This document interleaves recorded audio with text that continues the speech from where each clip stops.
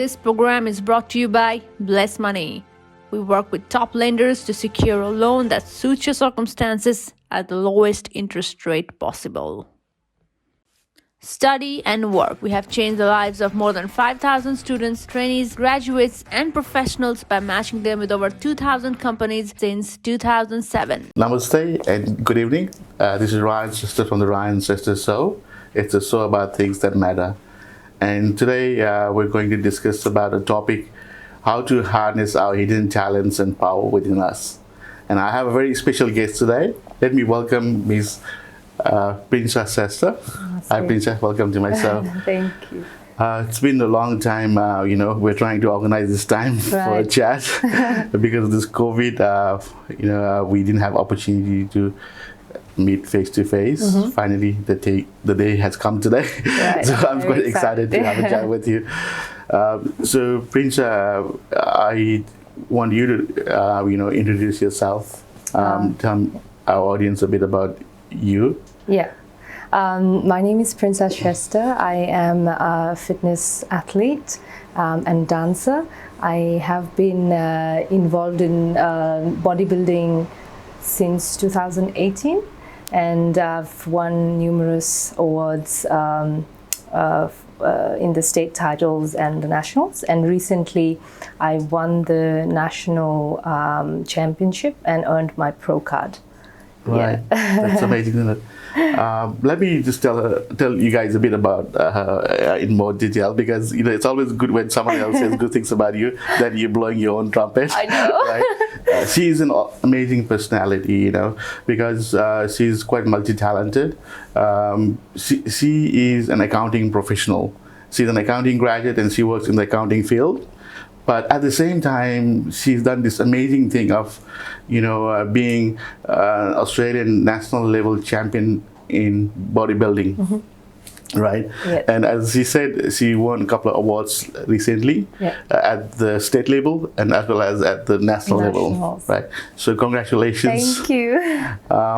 And apart from that, she's also a Bharatanatyam dancer, right? That's your other hobby. Yes.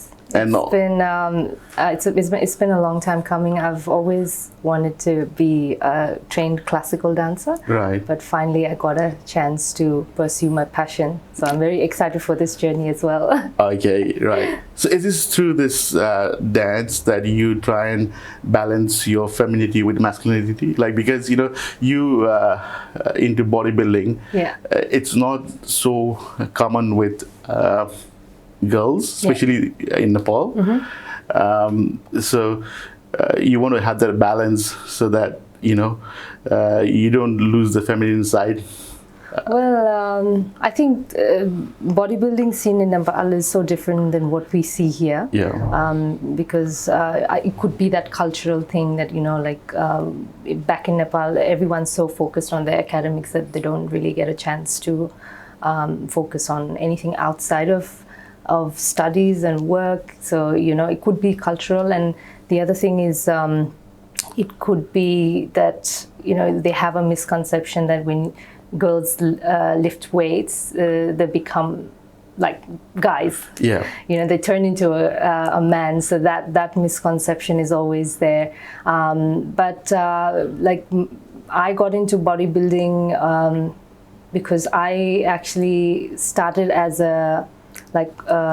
it was more like a lifestyle for me. Like fitness was more like a lifestyle, and that sort of led me to bodybuilding as a sport. Right. Yeah, so that's how it got started for me. Yeah. Okay. But balance, as you said, balancing the masculine and feminine side. I think we all have that masculinity and femininity energy within us. For me, self-expression is one way I really like to bring out the feminine energy within me. So Bharatanatyam is definitely one of them, because I get to really express myself and just flow with the music. It's not just about dancing, but it's also about dancing with your face. So it's all that expressions, and I get to express myself a bit more. So I really like that side of Bharatanatyam, which brings out the femininity in me. Right. Okay. like you said, with Bharatanatyam, you get to like express yourself. Yeah. I think it's a lot to do with like acting as well, isn't it? It is. Well, it's not just a dance, but through dance you are actually acting. Yes, because you see, Bharatanatyam is a beautiful form of storytelling. Yeah. So when you that's when you storytelling, like it goes on for the whole piece goes on for like 10 minutes or more than 10 minutes actually. Like it goes on for a couple of minutes, and the whole time you're literally expressing yourself. Yeah. Like you have to express through your face. You're not just dancing, but you like dancing with your eyes, your like hand gesture, and all of that counts. Right. So yeah, it's a very beautiful form of storytelling. Yeah. Okay.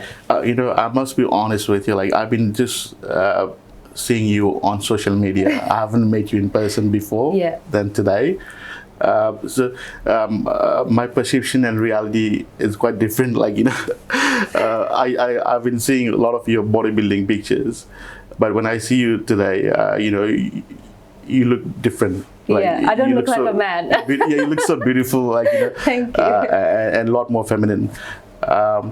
And you're also good in Bharatanatyam, which is a bit of acting and storytelling, as you said. Yeah.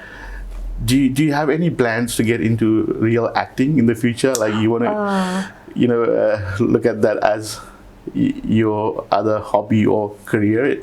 I haven't actually thought about acting. Yeah. I don't know if I'll be good at it. No, you could be someone like, Gina, the warrior princess. Well, if given a chance, I would like to explore that side of me. But Yeah. because if you never know until you try. So Yeah. I may be good at it, I might not. But I've never actually thought about acting. But if given a chance, I'd probably, test my skills. I'll see. Okay. Yeah. That's good. But if it's Bollywood, then obviously, I would love to go and just show my talent. Okay. So maybe, I should forward your picture to some of the people I know in Bollywood. I would love it. Oh, I'm just joking. I don't know anyone over there. But even if it's not acting, I would just get away with it and just do a bit of dance piece and come back. Yeah. I'd still be happy. In Bollywood, it's not what you know, it's who you know. There's so much nepotism. Yeah. Like, unless you come from some of those well-known families, it's very hard to break into the industry, right? Yeah, it's hard to get in. Yeah. Yeah. Okay. Maybe your dream will come true. Hopefully. I wish you best of luck anyway. Thank you. So I think let's go back to your early days in Sydney, because you were also an international student, right? Mm-hmm. Okay. You came here to study accounting, right? Mm-hmm. Yes. What made you to choose accounting as your, profession, as your breadwinner? Okay, so I came here as a student like nearly 13 years back. It's been a little over 12 years. So the thing is, I didn't actually wanted to choose accounting as a career because I was already studying bachelor's in business administration back in Nepal. Right. So I was in my, I think, second or third semester. And I didn't know any other way to get into Australia. And I didn't want to do science. I didn't want to get into arts or any other faculty. So that was my only option because I had a management background. Okay. So that's how it all started. I really didn't have a choice, right? Really, and all my family members, majority of my family members are into management background. Yep. So I just thought maybe this is it. This is the way to go. Right. Or was it also because there was a better chance of getting a PR by studying accounting? I actually never thought about. I didn't go that far when I was coming to Australia. I just wanted to finish my study and go back home because I wanted to always be closer with my family. All right. So it didn't actually come into my mind. PR was not in my my mind at all. But when I studied accounting and when I started getting a job, I really felt like this was the right thing to do, and I really liked the profession because accounting is it's known for it's one of the trustworthy professions out there, and it's highly respected. and it's known for work ethics and integrity and all of that stuff. And also the skills you learn from accounting is always in high demand. Yes. So I think I'm in the right field. Okay. Yeah, professionally. Right. So you do implement a lot of accounting principles in your daily life as well. I do. Like, yeah. as you know, they say as an accountant, you learn how to save. Right? Yes. You're always minimizing cost. But I'm the biggest spender. Are you? Okay, right. Yeah, but no, I mean, like, I have learned to manage my finances well, Yeah. and that has really helped me with my bodybuilding, because bodybuilding itself is a very expensive sport. So if you don't manage your finances well, it can be very costly. Yeah. So I always keep a certain portion aside for my bodybuilding shows every year, because it all adds up. All the expenses just add up. Yeah.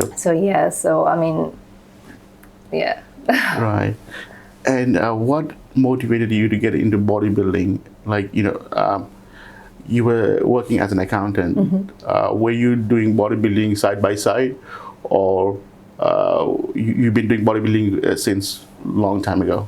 Well, I started bodybuilding back in 2018. So prior to that, I was just happy training in the gym. Right. But that fitness became a lifestyle, and it soon became a passion. And that passion led me to bodybuilding as a sport. Right. So it was more like, because bodybuilding was not something I had aspired to do in my wildest dreams. Okay. Because I knew that it takes a lot of mental and physical fortitude to compete in a sport like that. But when that decision happened, I also knew what I was getting into, and I was prepared for it, like be it all the financial side or, all the training, the diet and all of that. But I enjoyed every bit of bodybuilding, and I just kept going. Okay. Like, do you have a mentor or someone who actually influenced you to get into this area? Yeah, my partner is my biggest supporter, my mentor, who's been always there for me, and he was the one who actually like insisted that I do bodybuilding, because previously he was only training me as a personal trainer. Yeah. But now he's also my competition coach. Right. So he saw that potential in me long time back. I think probably 2015, and he said to me, like, you'll be really good in bodybuilding, you should try. But at the time, I was just not focused on bodybuilding at all. I just wanted to lose weight, and I was happy doing that. But he was the one who really pushed me to pursue this as a pursue my passion. Right. Yeah, he's my mentor, and he helps me through all my competitions. Wow. Yeah. Right. What's his good name? Let's give him some credit. His name is Srijan Maharjan. Srijan Maharjan, yes. Right? Yeah, I think he must be a great guy, actually. To motivate his partner to get into this area, which is not that common with girls back home. Yeah. I think this is something that's really inspiring. यो सपनाको सहर Sydney हरेक वर्ष हजारौं लाखौं मानिसहरू आफ्नो सपना पूरा गर्न यहाँ आइपुग्ने गर्छन्। त्यसै आफ्नो सपना पूरा गर्न यहाँ आइपुगेका छन् पोखराका राज श्रेष्ठ। नमस्कार, म राज श्रेष्ठ। हेर्दै हेर्दै 60 वर्ष भएछ त, नेपालबाट सिडनी आएको पनि। ओहो, त्यो सुरुको 2 वर्ष त सम्झिँदा त मलाई अझै आङ सिनिङ हुन्छ। धेरै दुःख पो पाएको थियो त्यो बेला त, फर्कियो जस्तो पनि लागेको थियो, तर फेरि आफ्ना सपनाहरू याद आउँथे। त्यही सपनाले गर्दा त म यहाँसम्म आइपुगेको छु। सानैदेखि सपना देख्ने राज आफ्नो सपना पूरा गर्न खूब मेहनत गर्थे, लागि पर्थे। दाइहरू क्याम्पस गएको देखेर खूब मेहनत गरेर पढे, अनि क्याम्पस पुगेपछि त्यही दाइहरू विदेश पढ्न गएको देखेर IELTS मा उच्च अङ्क ल्याएर विदेश पढ्ने सपना पूरा गरे। विदेश आउन बुवालाई भन्दा पनि आमालाई विदेशमा भोकै हुन्न भनेर विश्वास दिलाउन पनि निकै मेहनत गरेका थिए। सिडनी उत्रेको दिन त ठुलो युद्ध जितेको भान भएको थियो अनि अर्को सपना देखेको, पुरानो नेपाली जस्तै फुल टाइम काम गर्ने। त्यो सपना पनि चाँडै पुरा भयो अनि सपना अर्को आयो, पिआर लिने। अनि सुरु पो भयो असली सङ्घर्ष। त्यत्रो वर्ष बसेको सिडनी छोडेर लाग्यो अस्ट्रेलियाको गाउँतिर। 4 महिनासम्म त मैले केही कामै पाएन।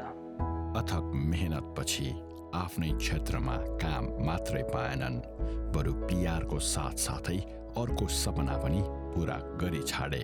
त्यही बेला अर्को सपना पुरा भयो, एउटा राजकुमारी मनमा भित्र्याउने। यही सपनाले भरेको जीवनमा अब एउटै सपना बाँकी छ।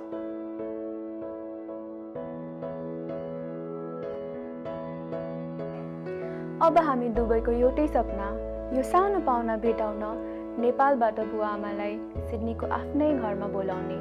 हामीलाई विश्वास छ कि यो सपना पनि हाम्रो चाँडै पुरा हुँदैछ।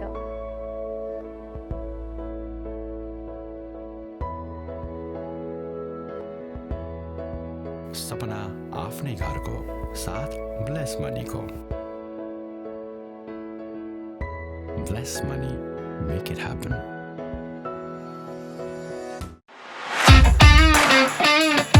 When you succeed, we succeed. We change lives. We have matched more than 5,000 students, trainees, graduates, and professionals with over 2,000 employers since 2007. Our staffing solutions lead to win-win-win situation as they are good for candidates, good for employers, and good for Australia's skill building. Join us and together, let's make a difference. Visit www.studyandwork.com.au. So Prinsa, I mean, since you are kind of expert in this area of physical fitness, do you think physical fitness is a good sports? Physical fitness, I'd say, it's more like a lifestyle. Okay, so it has a lot of benefits. Like it really helps with your mental health and general well-being. Yeah. It's good for your brain health as well. Your intellectual capacity gets boosted. And it also helps with anxiety, depression, and all the stresses. Right.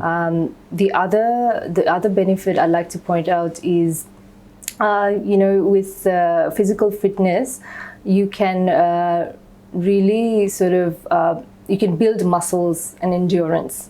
So also with physical fitness, you also are less likely to get like chronic diseases like diabetes, heart attack, hypertension or हुँदैन.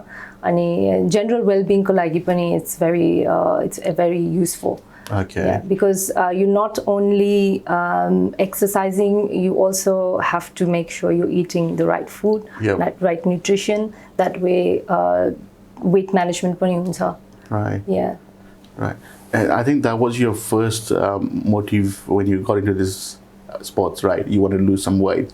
Yes, that was exactly why I started fitness. I remember I was only like 5 weeks away from my graduation, right? And I wanted to drop 5 kilos. So that was my first step towards fitness. I just wanted to lose weight and look good on my graduation day. Yeah.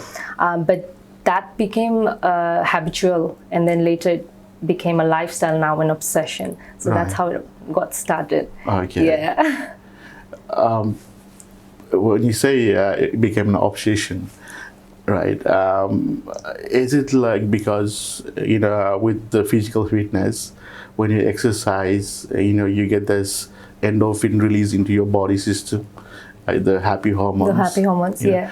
Is that addictive?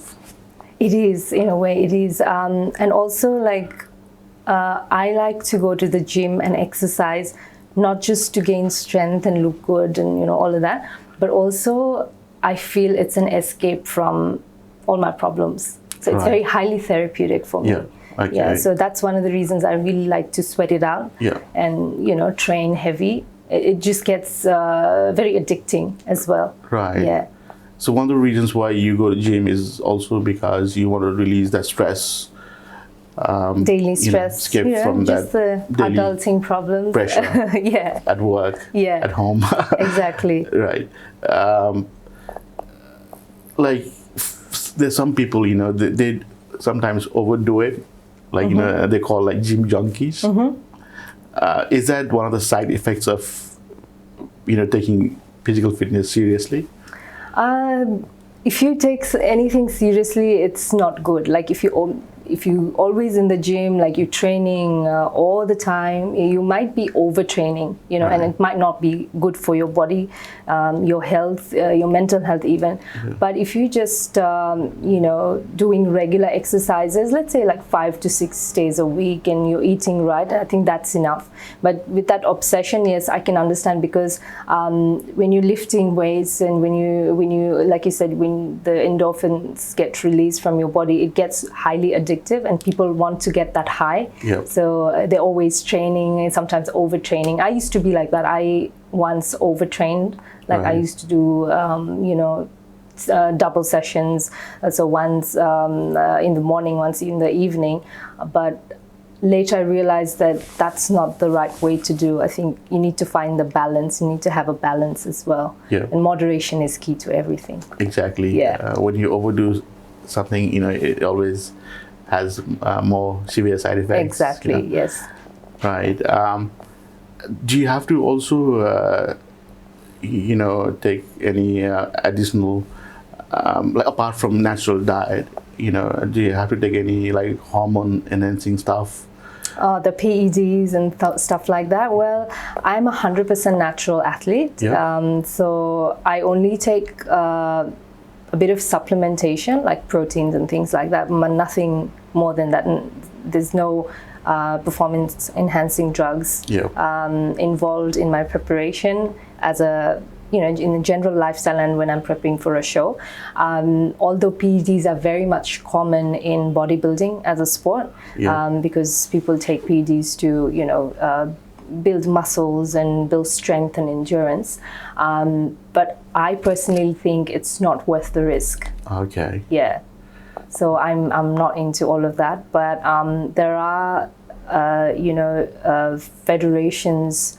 I'm talking about bodybuilding as a sport. There are federations that support natural bodybuilding, Yeah. and we are given a platform, to showcase our natural bodies. Right. Yeah, and I'm part of 3 such federations so far. Oh, okay, that's good. So the tournaments that you participated in, they were all completely natural bodybuilding. Yes. You had to follow some of the guidelines. Yeah, and they're also drug tested. Yeah. So we have to make sure that we're completely clean before we go to the show. So Okay. even if you're taking PEDs, like Right. if you enter a show, you have to make sure like it's Yeah. not coming in your blood. Yeah. Okay, right, sure. And is there like a age restriction for people to get into bodybuilding? Like, can you do bodybuilding after you're 45 plus or something, like someone like me? Well, if you're just doing bodybuilding as a lifestyle, then I don't think there's any age limit. Yep. Because the more you train, the stronger you get. I have seen and heard like bodybuilders and powerlifters start at the age of 50 or 60, and Really? they're doing exceptionally well as well. Okay. But that takes a lot of, it's a gradual process, and that Yeah. takes a bit of training as well. But even then, deciding to get into a sport at that age is exceptional. But bodybuilding as a sport, yes, I have seen a lot of competitors, even in my federation, who are like 60 plus, and they're still competing. And some of the women that competed in my lineup as well, so they were like 60 plus, and she did really good. Right. Yeah, it's so inspiring to see like women and even men, following their passion in bodybuilding, Yeah. both as a lifestyle and a sport. Right, sure. Like, as you can see, I'm a little bit obese as well. Like, I'm just over 100 kilos. Okay. Right. So I've been trying to lose weight to like I mean, in the past, like when I was younger, like I used to go to gym too, and I used to love it, But now, since I'm like 47 years old now, like and I've spoken to some of the dietitians and doctors, and they say that it's best not to do weights after your certain age, because you're putting more pressure onto your joints and your bones and stuff. But I think, well, unless you have an injury, you can always work around it. Like even if you have a bit of injury, you can still work around it and do weight training. Weight training is actually really good for your bone health, and it also you're not at risk of getting fractures or osteoporosis when you get older. So I think it's even better. Like it's got more advantage than disadvantages. Okay. Yeah. So it's definitely good to start weight training. Right. Yeah. You'll not only lose weight. So obviously losing weight means you exercising regularly and looking after your diet. So it doesn't happen magically just by weight training. But if you follow a plan and if you train regularly and gradually, you will definitely feel the difference, and you'll definitely lose and maintain weight. Yeah. Sure. But my personal experience is that like whenever I go to gym, I end up putting on more weight, and like once I even had an instructor, like and I did go through the whole package, for about 3-4 months. Yeah. And I actually put on about 5 kilos extra.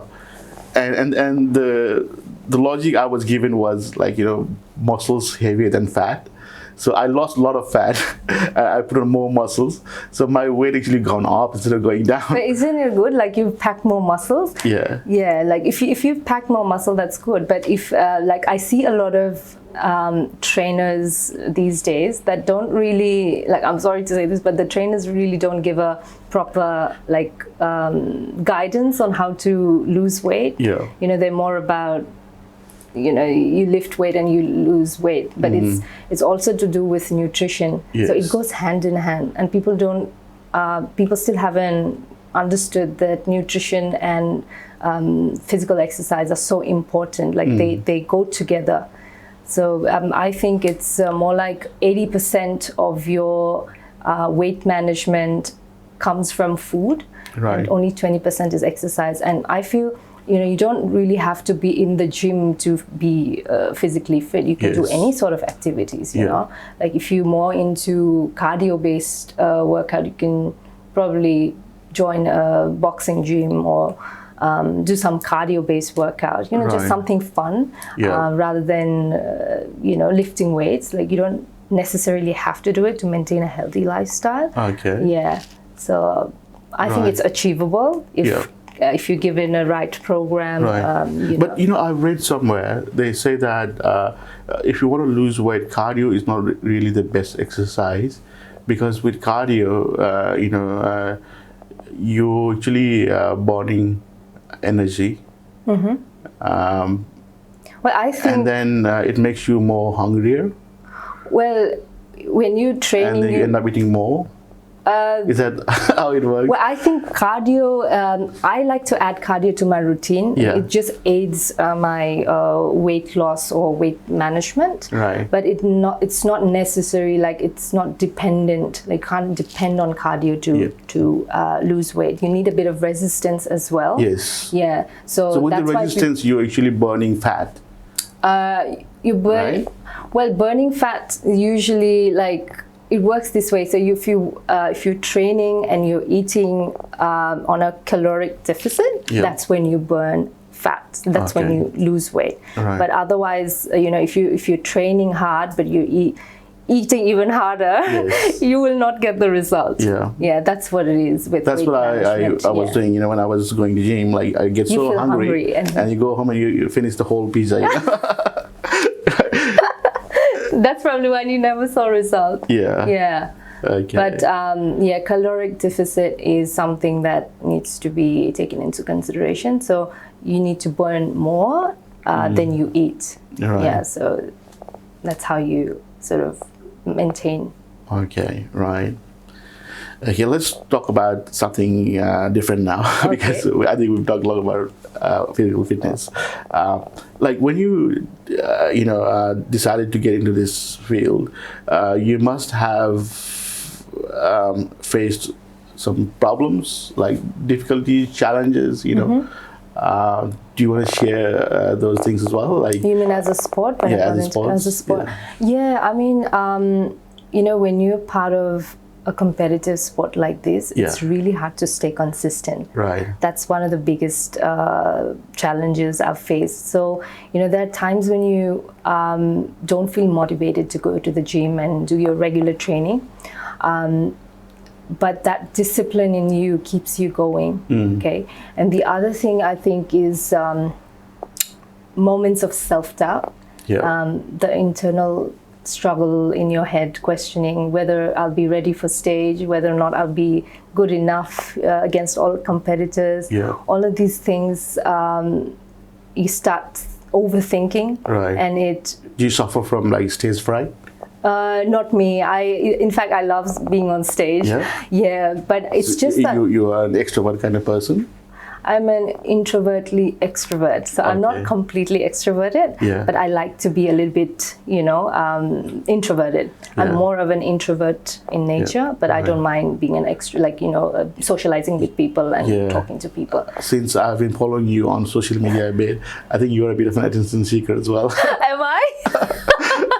For the likes and comments. I think it's quite addictive, isn't it? The likes. Yeah, it is. But I like to share my experiences and my stories through social media. It's more about that. And I also like to inspire people along the way. So I use social media for that purpose, just get people inspired. Yeah, I think you are an influencer. Like, you can influence so many people with what you've achieved. And sometimes, like personally, what I feel is with social media, there's so much happy moments of other people, which can be a bit depressing to you, right? So instead of like, scrolling through social media pages and getting depressed, it's best to participate in it yourself as well. And put your best moments forward. And when you get likes, like you get happy too. Right? So you're not just seeing other people's happy moments. You're also getting your happy moments out there. I think it's a good platform to share your good side, because no one's sharing anything bad that's happening in their life, so it's a good, like if you use it in a positive way, it's obviously very influential. You can inspire a lot of people and get inspired along the way, but too much is bad. Like if you putting too many contents out there, all like being negative on others' contents, that can be a bit depressing, because that's not what we want to spread. We just want to spread love and happiness. Exactly. Just spread positivity, inspiration. Like, you don't put things out there to actually make other people look bad. Exactly. Or belittle them or show off. Right? Social media for me is only 5% of what I am. I just put what I want people to see. Right. And mainly, I'm sure you've seen my dance videos, my bodybuilding posts and all of that, especially just to inspire people and make them feel like they can be somebody they want to be, and it's never too late to follow your passion. That's the kind of message I want to put it out there through social media. Yes, and that's the only reason why I use social media. I don't want to be so addicted to it and put all my attention to social media like Facebook and Instagram. I just give out what I want people to see. Exactly. And I think you've been doing a good job. Like, I enjoy following you and looking at your pictures and stuff. And one thing I just remembered, you also into some kind of martial arts? Yes, it's called Krav Maga. Sorry, what is it called? Krav Maga. Krav Maga. Krav Maga is actually a self-defense and fighting system that was developed in Israel for the Israeli Defense Force, so IDF, and it was actually originated to train military personnel in hand-to-hand combat. And it uses like techniques from boxing, judo, wrestling, Brazilian jiu-jitsu, etc. Right. But it's a very practical approach. So say if you get into a street fight, it teaches you like how to defend the attackers and how to like escape the situation with less damage. Right. Yeah, so it teaches you how to defend yourself from chokes, takedowns. It could be like multiple attackers or knife attacks. Yeah. So like these things that needs to be be tackled on a daily basis. Like you could be on the streets and you could get attacked any moment. So what would you do? Like if you learn these skills, it's very helpful. Like you're not only protecting yourself, but also protecting others around you. Right. So it's a very practical approach. Okay. Yeah. So you're not the person to be messed around with, you know. Yeah. You know some of these techniques to defend yourself and harm others. I mean, not harm others. Protect myself. Protect yourself. Yeah. So don't mess with me. Yeah. Okay. Right.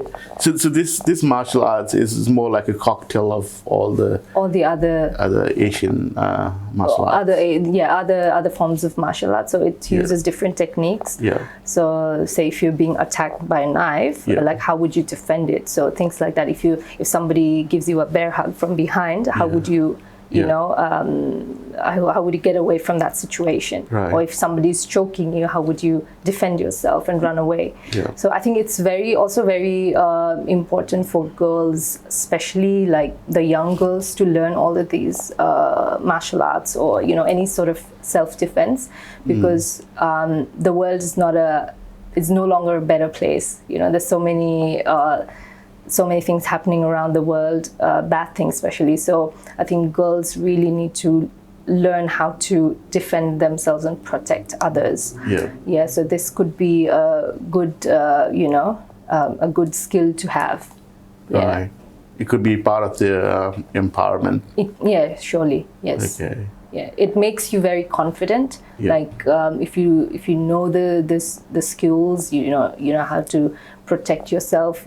Even if you're walking on the street, you feel a bit confident. If somebody's attacking me, I don't really I'll be more confident than scared. Yeah. So that's the kind of thing we want the girls to have. Yeah, because you could be in any kind of situation, and if you don't know how to protect yourself, like life's gone. Yeah. Exactly. Since you are, a successful woman who is also professionally successful, you're an accountant, right? And you're also one of the top bodybuilders, award-winning, and martial arts. It seems like you got all these ingredients that empower a woman, right? So as an empowered woman, how do you see the modern definition of feminism and empowerment? Well, women empowerment to me is more like making women powerful so that they are capable enough to make their own decisions, right? Women. When I think of women empowerment, I think of freedom of opinion, freedom of expression, and equal opportunities. So when these things come together, it actually results in financial freedom, which is so important. Right. And if you look at the history, like I think women have come a long way in shaping the history of humankind. There's so many women who have contributed to politics, science, arts, sports, and all these fields, and they've done exceptionally well. But I think we're still not there yet. The modern concept of, as you're saying, the modern concept of women empowerment, we're still not there yet, because we still need to address women in, this, let's say, conflicts and humanitarian zones who are being affected. Like they don't have access to education, they don't have a voice, they can't speak. Like say in Afghanistan, girls are still suffering. They can't even have their basic human rights.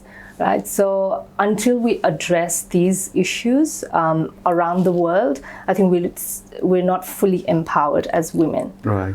Yeah, I think like education needs to be promoted a lot more, and girls needs to come out a lot more in decision-making roles. They need to be given equal opportunities, and all of these things need to happen before we say that we're fully empowered. So the modern concept, I'd say, I mean, we have come a long way, but there's still a lot more to go. Right. Yeah, but I'm quite hopeful that if we all work together, then if we all work together to sort of like build a community, a safer community, and safe workplaces for both men and women to thrive, then definitely something good will come out of it. Yeah. Yeah.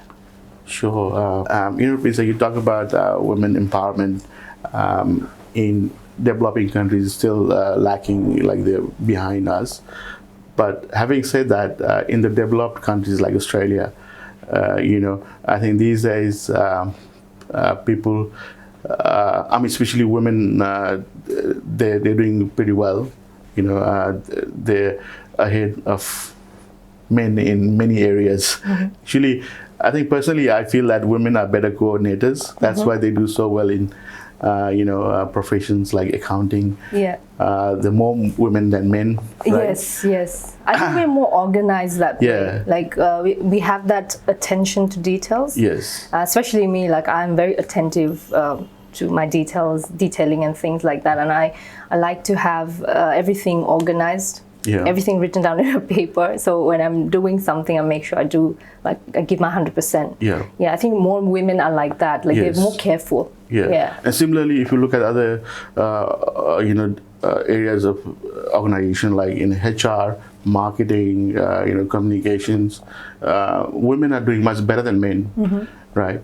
But having said that, at the same time, when it comes to the position of leadership, like if you look at the CEOs, general managers, there aren't many women, even in countries like Australia. Why is that happening, you think? I think we're just being underrepresented. Is it because women find it difficult to make decisions? Or? Not really. Like I said, I think we are being underrepresented in decision-making roles. Yeah. We're not being given the opportunity. If given the opportunity, we'll definitely excel in high positions as well. Yeah. But if you look at like women in Western society, and even like some of the women in the East, they're doing exceptionally well. Like they're the leaders, So I think we have examples like Michelle Obama. She's done a great job, and all the other leaders, like especially in the sports section as well. Like there's Naomi Osaka, there's Serena Williams, who's done so much in their career. They've inspired us. They're on the top of their game. Yeah. So I think if given a chance, we can definitely lead the world. Right. Yeah, it's just that we're being underrepresented, and I think it's that. Yeah. Is it also because for women, you have to balance your profession with your family life as well? Because, you also got to be a good wife and a good mom at the same time. I think women are multitaskers. Yeah. We can do a lot of things at once. Yeah. Like even if we have a lot in our plate, we can still, organize everything and make things happen. Yeah. Yeah. So I don't really think like it's got to do with our incapability as women. That's not getting us to where we want to be. It's probably, it could be the society or something. I don't know. But I feel like if given a chance, we definitely, we can excel. We can do better. And in fact, we are doing so much better. Yeah. Like, even in the East, here in the West, like you see a lot of women, they have a voice. They're all coming out. They're doing their bit. Right. Yeah. Right. Like I know that you are engaged. You're still not a mom yet. I'm sure it's something in the plans. Oh well, it's in the cards, definitely. Yeah. But I will. Yeah, well, I haven't thought about it yet, but it's definitely in the cards. You love babies. Yeah, I do. It's more than me. It's my partner who loves to have a baby, and he's more happy around kids. Yeah. So he's more into all of that. So it definitely will get there, but at the moment I'm just too ambitious about my profession and my career development at the moment. So it's sort of like I'm pushing it away. Yeah, okay. But for women, there's this biological clock ticking as well. So you got also that, and the biological clock is ticking. I'm completely aware of it, but it'll happen when it's the right time. Sure. Yeah. Yeah. Right. I mean, you're already juggling so many things at the moment, right? You got your profession where you work as an accountant. You got this fitness thing going on, and you do participate in these championships as well, which requires a lot more time and energy. And you do dancing. You do physical fitness. Like there's like 3-4 things. And on top of that, you have your partner to juggle. So when you become a mom, you'll have a baby. Even more responsibility. Yeah, the baby will get the first priority, right? Yeah. So you'll have to give up at least 1 or 2 of your hobbies or interests. Yeah. What will you give up?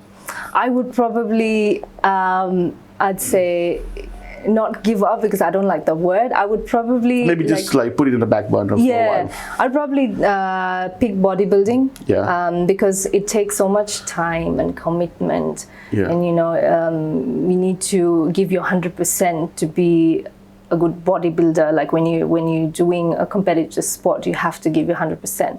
At least for me, like I don't do anything half-heartedly. So in that case, I'll probably give up, I'd say, bodybuilding for time being until the baby grows up and all of that.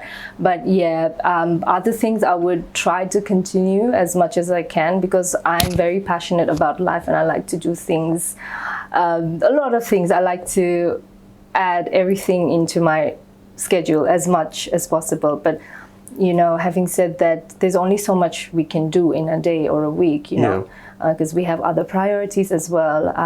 At the moment, I'm working full time. I'm studying. I'm focusing on my. You're studying as well. I'm studying CPA. Oh, is it? Okay, right. So there's another thing. There's another responsibility. There's another, So I'm juggling a lot of things at the moment, but I feel being busy makes me very productive as well.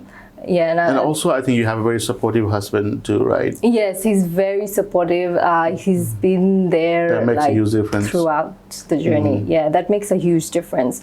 And because he's also my competition coach, when I'm preparing for a show, it just makes it easier in the sense that we both have a common goal. So we were both working together for the same purpose, and it's like working in a team. So we're building trust, we're building that teamwork. And it just makes life so fruitful and so fulfilling. Having the same passion really helps as well. Right. Okay. Some men, I'm not talking about everyone, sometimes their male ego comes into play when they find their wife really successful. Is this an issue with your husband sometimes? Not really, not with us, because what I've learned from a relationship over the years is that a relationship is not about one who dominates, one who submits. It's about finding that balance and both of us working towards building each other up. So in my case, he's very supportive. He's always there to help me reach my highest potential, and I do the same with him. But having said that, sometimes you need to set boundaries, you know. Although we respect each other's time, commitment towards each other, we also have to set boundaries when needed. So I do that. I balance it out. But he's been a gem for me. Sure. You're very lucky, and he's lucky to have you. Yes, of course. So you actually make him feel valued I mean, because he's also part of your success. Yes. Because he's your mentor and a coach as well. Yeah. So you becoming successful is his success as well. His success as well, because and this time I'd like to mention, like this time when I earned my pro card, he got an award for a coach's award as well. So it was such an amazing experience, such an amazing feeling, because we have been working towards this common goal for so long, and it just worked out well for both of us this time. It was such a fabulous experience. Right.